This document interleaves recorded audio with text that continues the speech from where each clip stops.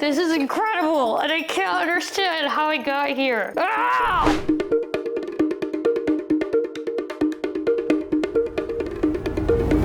Now that's some beach. Kick off the flip-flops. Go! The Maldives, a bucket list item for everyone except...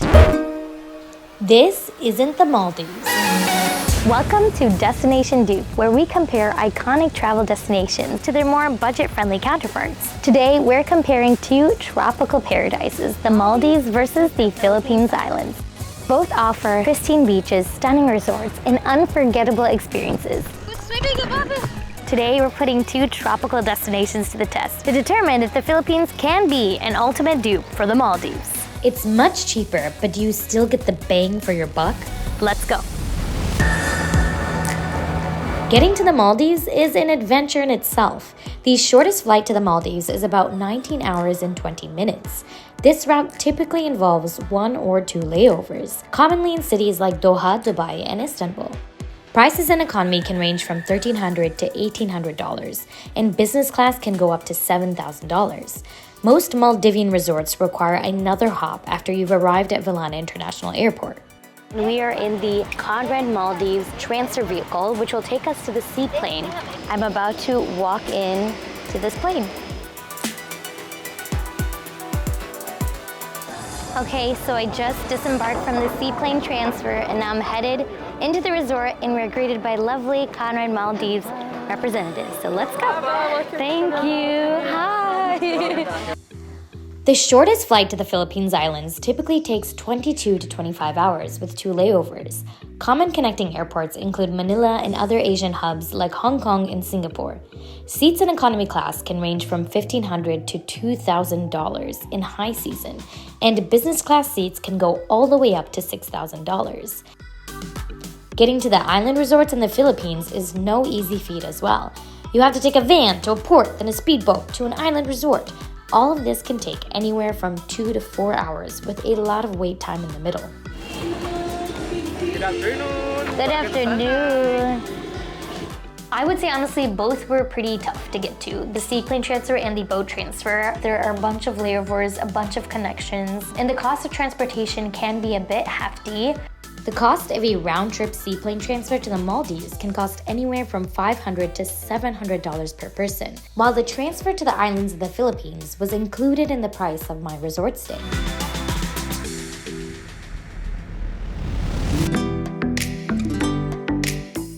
Walking into my lovely overwater villa.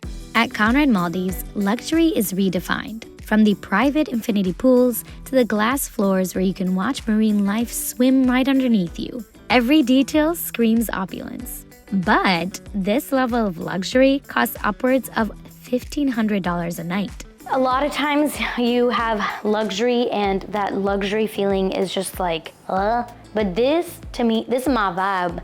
I'm just saying, when you have nature meets finesse meets luxury, that's what gets me.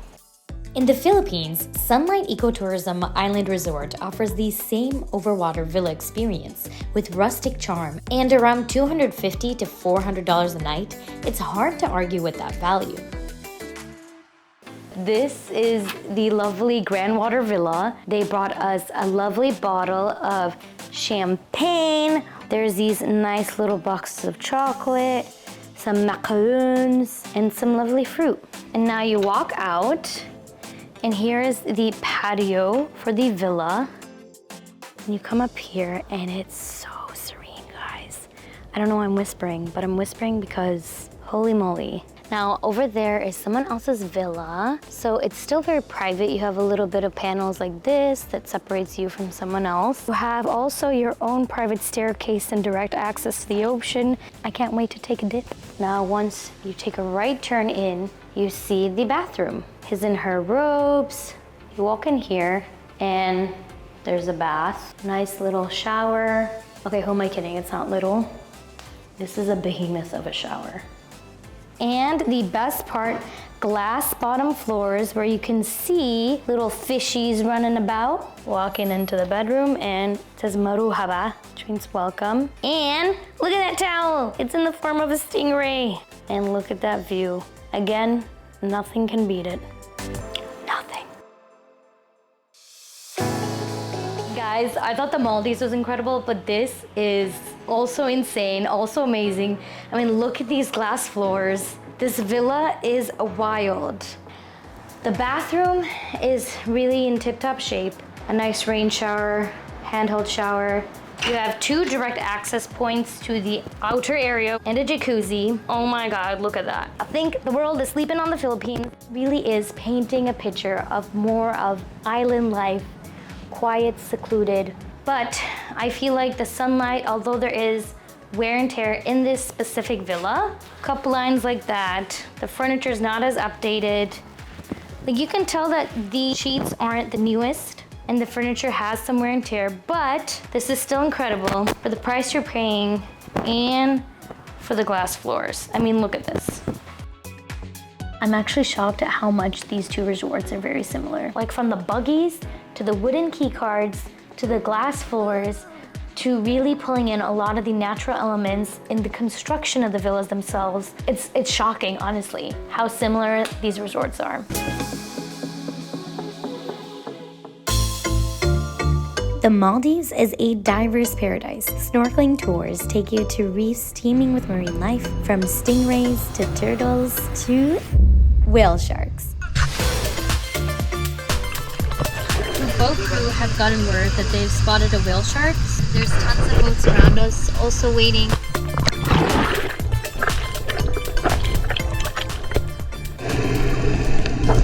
Oh God. Oh God.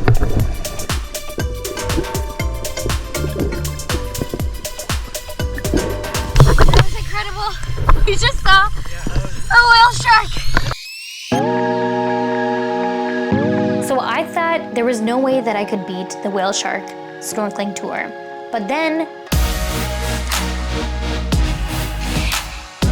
when you come across the limestone cliffs, it honestly is insane.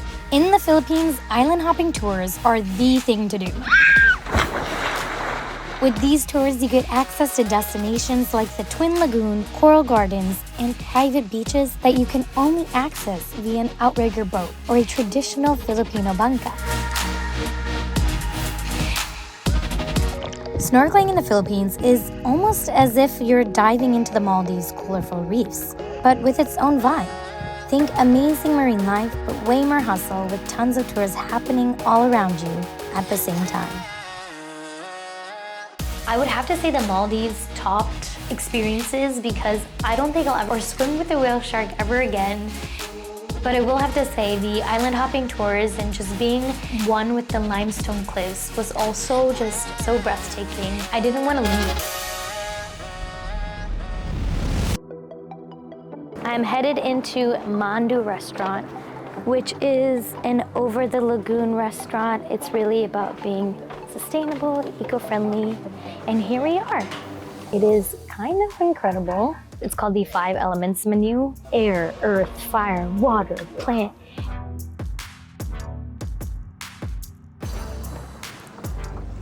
We're at the underwater sea restaurant, and it is so sublime. We're literally about to eat dinner with the fish right next to us. We're just shocked that we were even in a situation like this where we could fine dine in a restaurant underwater in what felt like the largest tank ever. This is bananas. And this is sharks. This is a once-in-a-lifetime dining experience. Dining under the sea with gourmet dishes doesn't come cheap. It's $400 per person, but it's worth it for the experience alone. The Maldives also celebrates its local cuisine with rich flavors and fresh seafood on every menu. So tonight I'm at Vilu, which is Conrad Maldives' Touch of Italy restaurant. I'm looking forward to it. The environment is pretty incredible. I'm literally sitting under a palm tree that's lit up with Christmas lights, and I'm right next to a beach, so waves are coming in.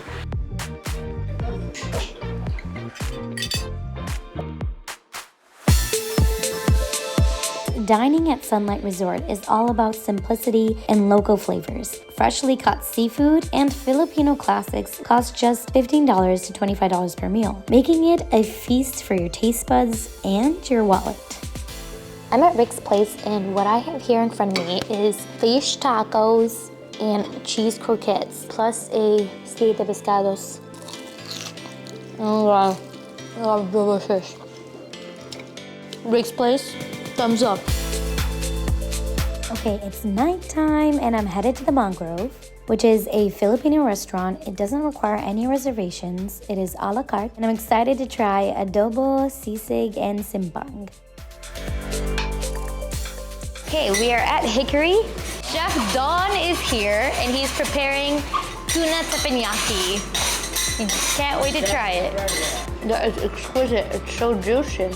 And it pairs so well with the Japanese fried rice. Ah, there you go. Let's go, Philippines!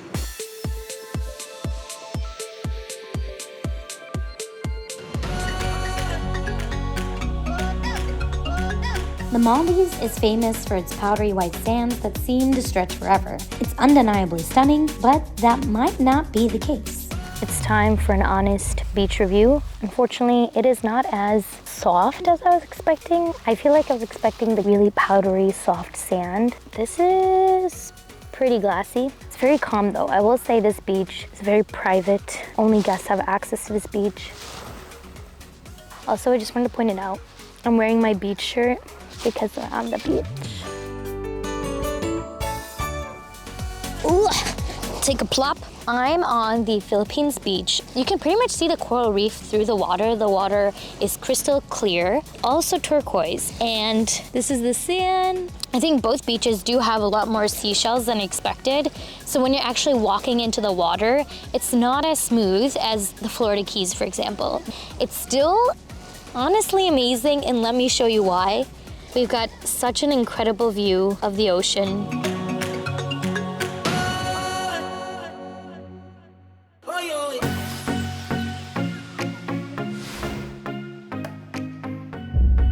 I'm just gonna have to say that there were a ton of similarities between the two destinations. Both offer panoramic views of the ocean and are honestly so serene and so quiet, you don't even feel like anyone else is out there with you.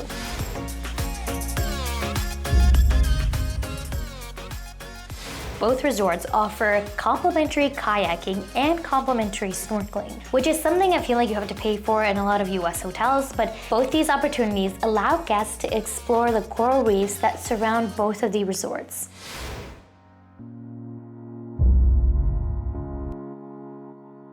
Both properties offer a number of restaurants. Now, the Maldives is known for its celebrity chef restaurants and its elevated dining experiences. So you tend to have a bit of a sticker shock when it comes to the price of a lot of these meals. The cool thing about the restaurants in Satir was that they did offer Filipino comfort cuisine, which was very cool because if you've never had it before, it's just a nice experience to have. Plus, there weren't that many travels, at least when I was here during this time, so it felt like I honestly had the restaurant to myself, which was cool in its own way, but also, where are all the people?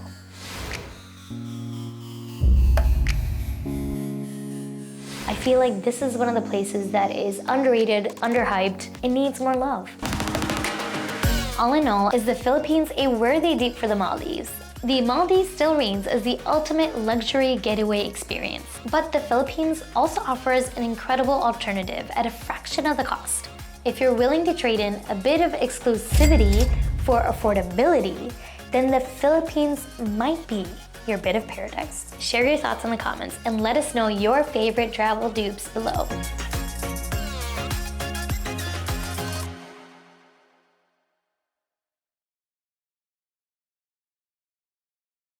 By the way, I vomited. I vomited in the ocean after spotting the gigantic whale shark.